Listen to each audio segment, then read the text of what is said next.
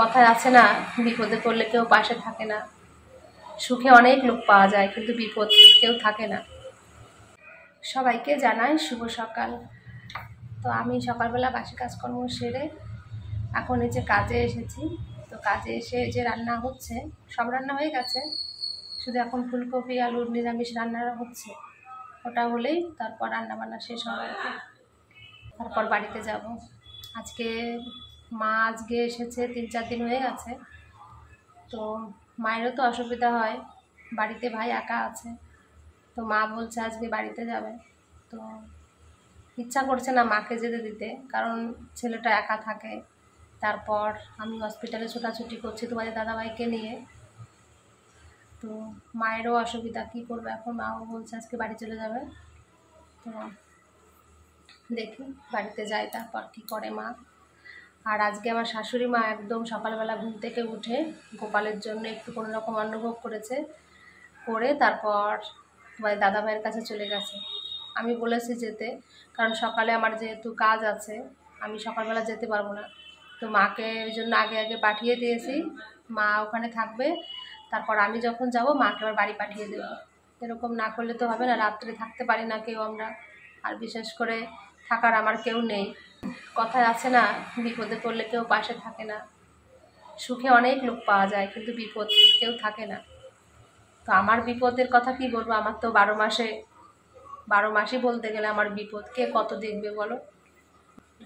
1-2 দিন হয় তাও ঠিক আছে, মাসের পর মাস হসপিটালে ছোটাছুটি করতে হচ্ছে, কে আর দেখবে বলো। কেউ দেখার নেই।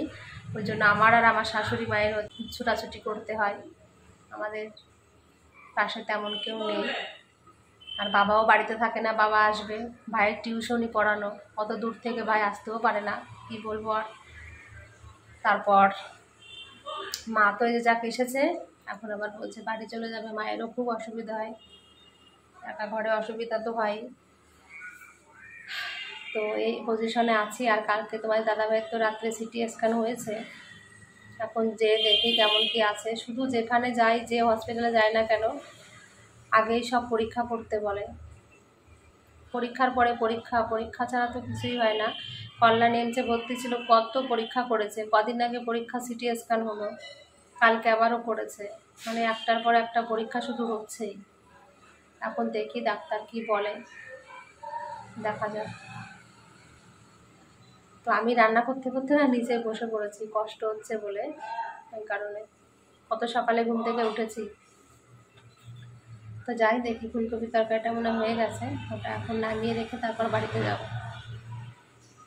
আমি এই যে কাজ থেকে বাড়িতে এসে তারপর স্নান করে খাওয়া দাওয়া করে শাড়ি পরে রেডি হয়েছি, এখন যাচ্ছি হসপিটালে। তো মা রান্না বান্না করে রেখেছিল বলেই মানে বাড়িতে এসে একটু খেতে পেরেছি। তো এখন এই যে মা মাসি গুছিয়েছে, মানে বাড়িতে চলে যাবে বলে। তো ছেলে খুব কান্নাকাটি করছে, মাকে যেতে দেবে না। ওরও একা একা ভালো লাগছে না, ওর ঠাম্মাও বাড়িতে না, এদিকে আমিও চলে যাচ্ছি। তা মা মনে হয় থেকে যাবে, আর মাসিমণিকে আমি ট্রেনে তুলে দিয়ে আসবো, মাসিমণি চলে যাবে। তো এই অবস্থায় আছে মোটামুটি। তো আমি এখন যাই হসপিটালে। তোমাদের দাদাভাই কেমন কি আছে না আছে সবটাই তোমাদের পরে বলবো। মা আর মাসি যে রেডি হয়েছে, তো এরা সবাই বাড়িতে চলে যাচ্ছে। আর এদিকে তো কি বলবো, এদিকে ছেলে ওই যে মন খারাপ করে আছে, এখন শুয়ে আছে, চলে যাচ্ছে সবাই। ঠাম্মাও বাড়িতে নেই, আমিও চলে যাচ্ছি, দিদারা চলে যাচ্ছে। তো ওর মনটা খুব খারাপ হয়ে গেছে।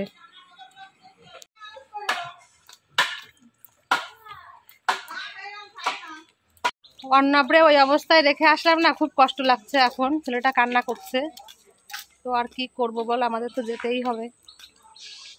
আমি হসপিটালে যে ওর ঠাম্মাকে তাড়াতাড়ি পাঠিয়ে দেবো। ওর ঠাম্মা যদি কালকে না যাতে হয় তাহলে পরে অসুবিধা হবে না। কিছু না করে তাহলে ঠাম্মা কালকে যাতে, হ্যাঁ যদি কিছু না করে কালকে ঠাম্মার যাতে হবে না। তুই কাজটা করে এসে খাওয়া দাওয়া করে তুই চলে যা। দেখে যাই, এক ব্যবস্থা করতে হবে, না করলে আপনার অসুবিধা তো নাই। কালি সেই কালকে আমার তুমি বাইক অসুবিধা।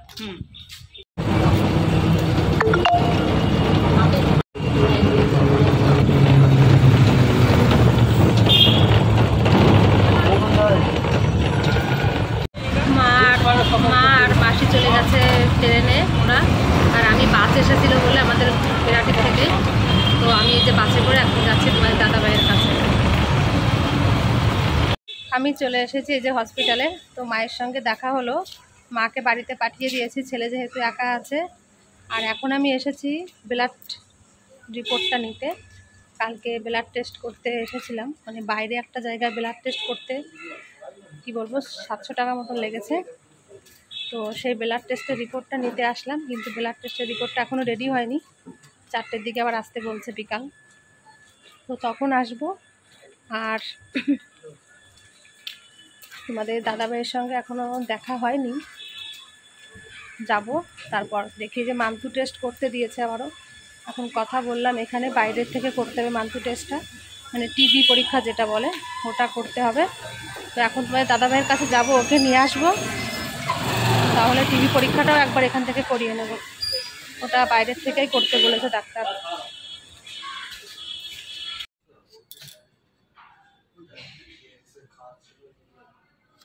তোমাদের দাদাভাইকে রিপোর্ট করাতে এসেছি, তো ও একটু ওই সাইডে আছে। আমি এখন এখানে যে মুড়ি মাখা খেতে এসেছি। খুব খিদে পেয়ে গেছে আমার, সকালে অল্প করে একটু ভাত খেয়েছি না, তো সেজন্য একটু মুড়ি মাখা খাবো। ভাত আর খেতে ইচ্ছা করছে না, একটু চা বিস্কুট খেলাম, আর এখন এই যে মুড়ি মাখাচ্ছে, তো এটাই খাবো।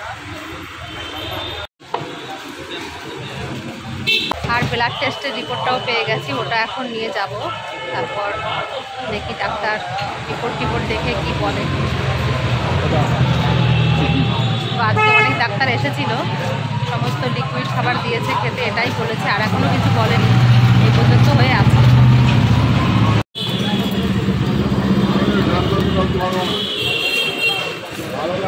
এই দেখো এই যে মুড়ি মাখিয়ে দিল, ওই যে তোমাদের দাদাভাই, ওই দেখো রিপোর্ট করে নিয়ে এই যে এখন যাব হসপিটালে ভেতরে।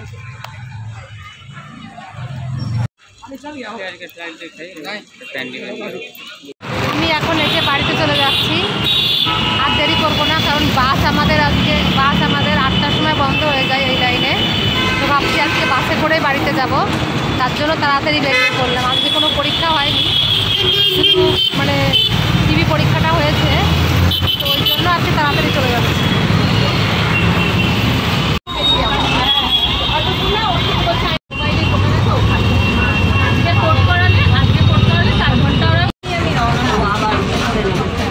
আমি এখন এই যে বাস থেকে নামলাম, তো নেমে হেঁটে হেঁটে বাড়ি যাচ্ছি, কারণ রিক্সা ভাড়া অনেক টাকা, তার চেয়ে একটু হেঁটে হেঁটে বাড়িতে যাই, দুটো পয়সা যদি একটু বাঁচে, সেই কারণে আর কি।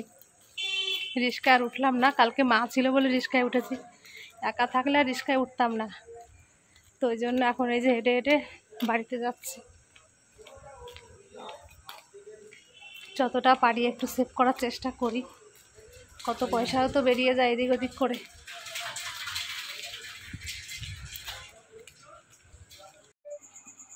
আমি এই যে বাড়িতে এসেছি, কিছুক্ষণ আগেই বাড়িতে আসলাম। তো বাড়িতে এসে আমি আর স্নান করলাম না, শুধু হাত মুখটাই ধুয়েছি। তো ঠান্ডা লেগেছে, আর এই ঠান্ডার সময় স্নান তো একদমই করতে পারবো না। আর এদিকে আমার ছেলে পড়তে গেছিলো, আমি বাড়িতে এসে দেখি বাড়িতে নেই, পড়তে গেছে।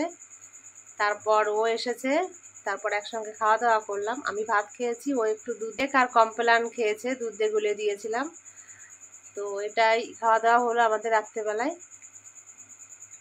রাত্রে এসে তো রান্না করিনি, মা রান্না করে রেখে গেছিলো দুপুরবেলা, সেটাই খেলাম আর কি। তো দেখো আমার চোখের অবস্থা, আমি চোখ মেলতেই পাচ্ছি না, কি বলবো।